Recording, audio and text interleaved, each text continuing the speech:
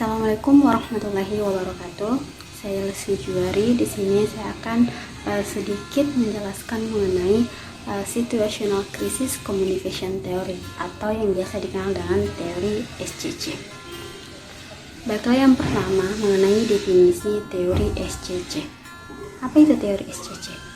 Situational Crisis Communication Theory atau teori SCC merupakan teori yang dikembangkan melalui pendekatan retorika dan banyak mengadaptasi asumsi teori apologia. Teori SCC mencari bagaimana aspek dari situasi krisis untuk mempengaruhi atribusi terkait krisis dan reputasi yang dibuat publik. Adapun jenis krisis yang dibagi menjadi 3 kelompok. Yang pertama, korban. Yang tergolong jenis krisis di mana organisasi menjadi korban krisis seperti desas-desus, bencana alam, kekerasan di tempat kerja, dan kedengkian terhadap organisasi.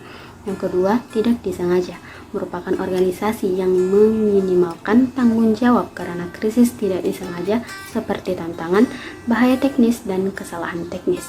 Dan yang ketiga, krisis yang dicegah, yang merupakan krisis yang memungkinkan para penanggung jawab untuk sepenuhnya percaya bahwa organisasi harus bertanggung jawab terhadap kelakuan buruk organisasi, kelakuan manajemen, dan kesalahan organisasi dengan cedera. Tantangan dalam hal ini berarti penanggung jawab mengklaim bahwa organisasi sedang melakukan bisnisnya dengan cara yang tidak pantas. Materi yang kedua ialah komunikasi krisis dan reputasi. Komunikasi krisis mencangkup pengumpulan dan pemrosesan informasi untuk mengambil keputusan oleh tim krisis bersama dengan pembuatan dan penyebaran pesan-pesan krisis kepada orang-orang di luar tim, tetapi masih dalam lingkup korporasi. Komunikasi krisis berfokus pada kategori krisis, yaitu pemetaan sebab dan akibat krisis yang disepakati dan tanggapan krisis. Maksudnya, apa yang dikatakan dan dilakukan oleh korporasi setelah terjadi krisis. Respon terhadap krisis sangat bergantung oleh para pemangku kepentingan dan sangat penting bagi keefektifan upaya manajemen krisis. Misalnya, respon krisis yang tidak tepat membuat situasi menjadi lebih buruk. Maka strategi komunikasi yang digunakan oleh organisasi ketika menghadapi krisis dapat memperbaiki reputasi sebuah perusahaan. Adapun strategi komunikasi krisis yang mempunyai 3 tujuan yang berkaitan dengan perlindungan sebuah reputasi perusahaan. Yang pertama, membentuk atribut krisis.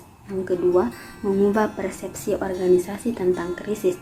Dan yang ketiga, mengurangi efek negatif dari krisis yang terjadi.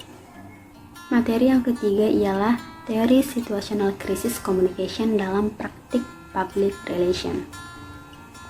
Krisis dalam situasi yang tidak diharapkan membuat situasi tidak stabil, menimbulkan kepanikan, dan mempengaruhi operasional perusahaan yang pada akhirnya akan mengancam sebuah reputasi perusahaan. Tugas dari seorang praktis PR ialah mensinkronisasikan antara informasi dan perusahaan dengan relasi kepada tanggapan publik sehingga mencapai suasana yang baik. Apabila suatu organisasi atau perusahaan ingin mendapatkan sebuah reputasi dari publiknya, maka aktivitas-aktivitasnya juga harus diarahkan untuk memberi manfaat bagi komunitas sosialnya. Selain itu, berupaya untuk memperoleh keuntungan finansial. Organisasi seharusnya mampu melakukan identifikasi ke berbagai faktor penyebab dan bentuk krisis yang sedang dialaminya, karena setiap bentuk krisis akan menentukan penggunaan pilihan bentuk strategi pesan komunikasinya. Praktisi public relations terhadap teori situational crisis communication dapat menjadi pedoman dasar untuk menerapkan strategi komunikasi dalam situasi krisis. Maka dari itu, teori SCC mempunyai kontribusi yang besar bagi penelitian public relations.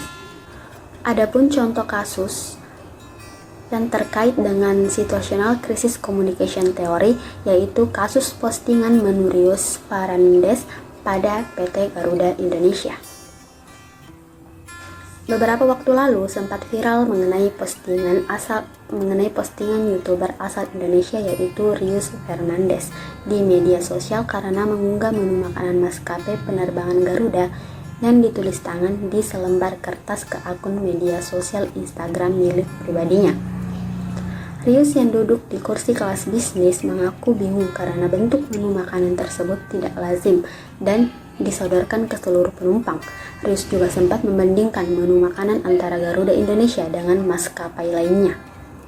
Mereka juga sempat mengomentari tentang menu tulisan tangan yang dianggapnya lebih dalam tanda kutip ada sentuhan manusia, terutama ketika pramugari menawarkan dengan sopan dan menjelaskan kartu menu tidak tersedia karena dalam proses pencetakan.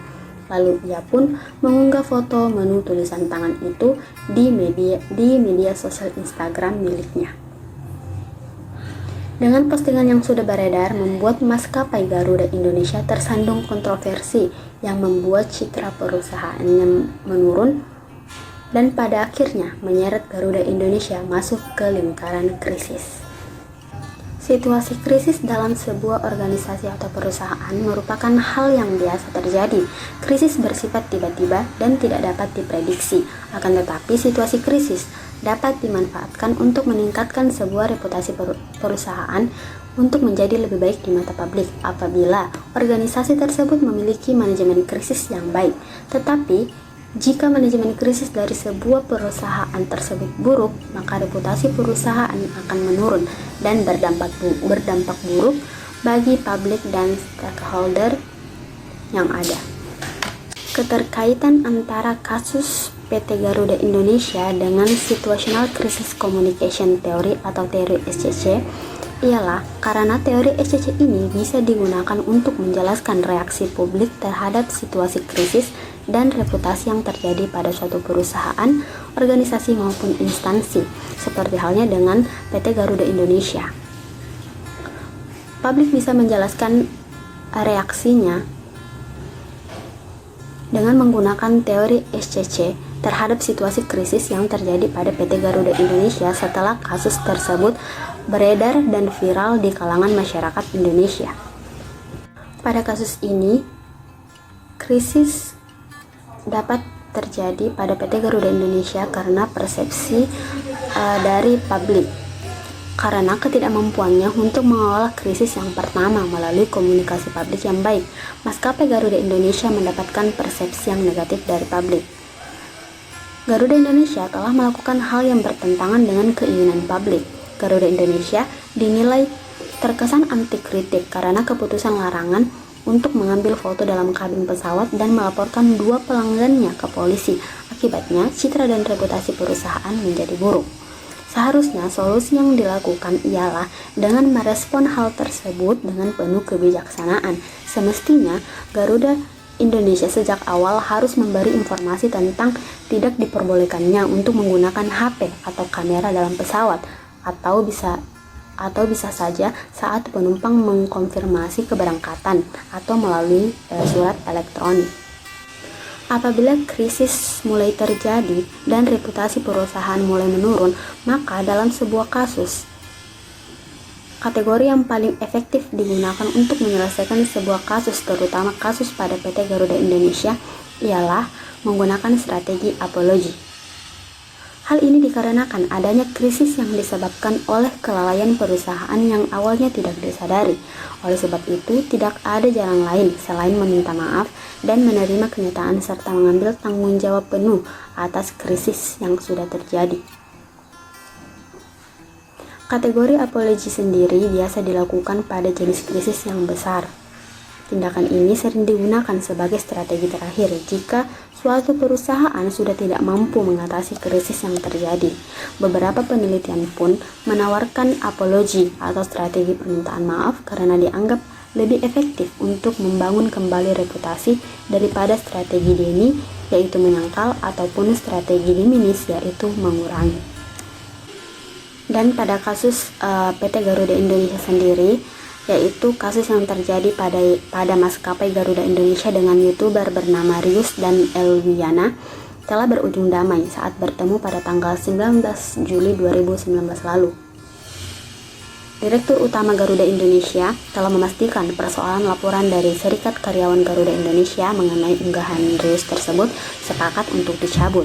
PT Garuda Indonesia sendiri tetap terbuka terhadap kritik setelah kasus laporan pencemaran nama baik dari unggahan YouTuber Rius yang kemudian sepakat untuk diselesaikan secara kekeluargaan. Mungkin itu saja yang dapat saya sampaikan mengenai materi Situational Crisis Communication Theory atau teori SCC. Kurang dan lebihnya mohon dimaafkan. Wassalamualaikum warahmatullahi wabarakatuh. Terima kasih.